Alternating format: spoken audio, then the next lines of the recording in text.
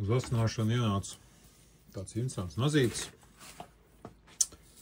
kā naža saimnieks teica, tas esot Sitņikovu ražojums no Krievijas. Jā, šāda veida nazītis. Ar ko viņš, kāpēc es nolēmu šo video ierakstīt, tāpēc, kad, un kā arī teica naža īpašnieks, šādi es pirmais redzu tik pagarinātu šo te vietu.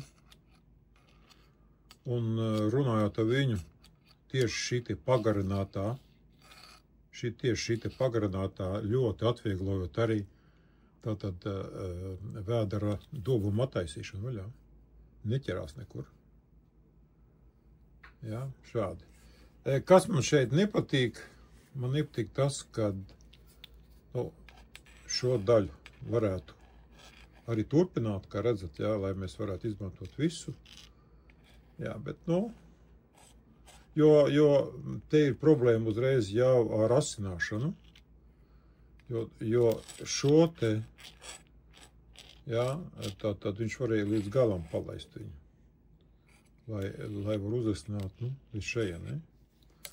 Un otrs ir, jā, redzat arī šeit, varbūt saimnieks viņu asinots kaut ko citu, kaut viņš man teica, ka nē, bet labi, jā, tad šo te spicīti es noņemšu nost, jā, lai viņš tāds vairāk kā, protams, kā dierējāmais. Bet tā, ļoti interesants nazis. Ļoti interesants nazis. Skatīsimies, kas tur sanāks. Nazīts ir uzastināts. Izmainīt te tagad. Samainīja arī liņķi uztaisīja bišķi šaurāku šajā vietā. Jā, vajadzētu tagad strādāt. Jā, un arī attiecīgi uzasināts. Jā, tātad. Vajadzētu iet. Jā, šādā veidā.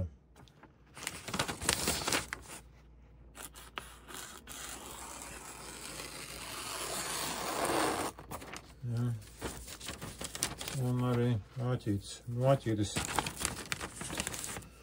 protams, ir āda.